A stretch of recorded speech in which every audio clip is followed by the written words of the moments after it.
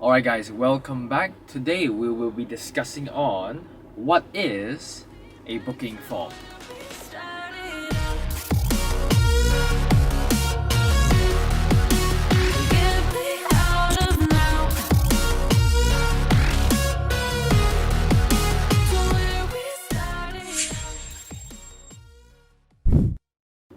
Alright guys, so overall the booking form is rather simple, but let me just run you through. I'll just put the booking form right here so that you're a little bit more clear. So on the top, everything starts off with your name, your IC, and of course properties address such as Kiara Ville, unit number B1001, and of course the location, Mont Kiara. So on the bottom you can see the purchasing price, which is 1 million ringgit, and of course written in English as well, 1 million ringgit. Mode of down payment, it is 10%. That is 3% booking and then 7% upon signing S&P, equivalent to 10% down payment, which is also equivalent to 100,000 ringgit. Now you will see a 90 and 30 over here.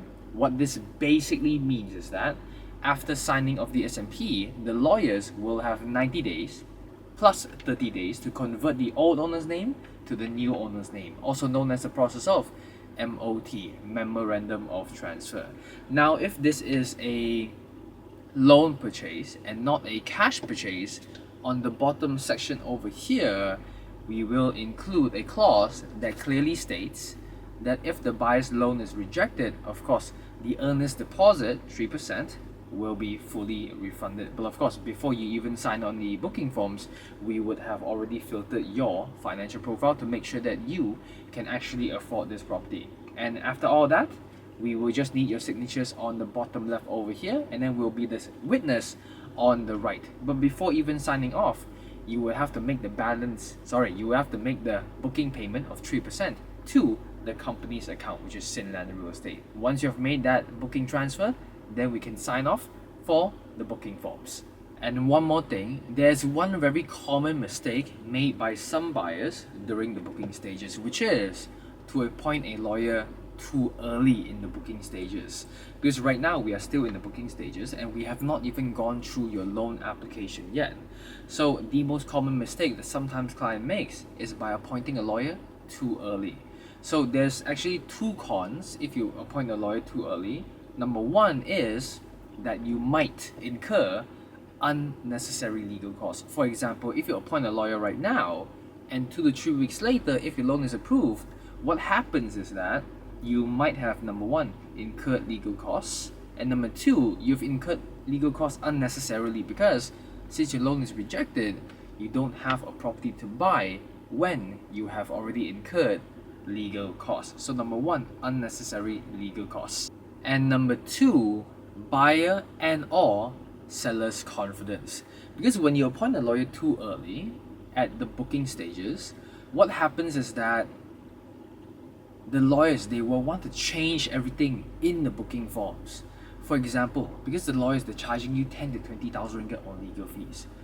When you present to them the booking forms, they wouldn't just say, oh, alright, it's a standard form, looks good, looks alright, sign off.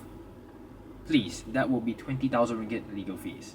So it looks too easy. So what the lawyers would do is that if you appoint them too early, and when they look at your booking forms, what they would do is they would change up everything.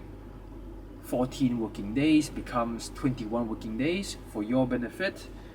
And if the seller does not provide documents within 10 days, there will be interest costs. Nope, everything completely crossed off.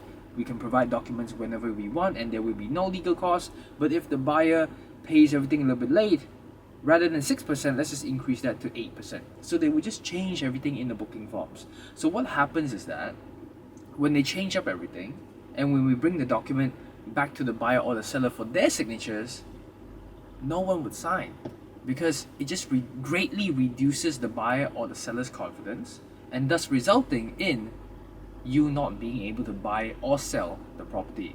So during the initial stages, there's no need for a lawyer. Just sign on the booking forms, make the booking payments, get your loan approved, and then when it comes down to the S&P part, then yes, appoint a lawyer and then you can get specific from there, but not during the initial booking stages. So of course, that's one of the more common mistakes. Try to avoid it because number one, you might suffer unnecessary legal costs, and then number two, you might reduce the buyer and or the seller's confidence.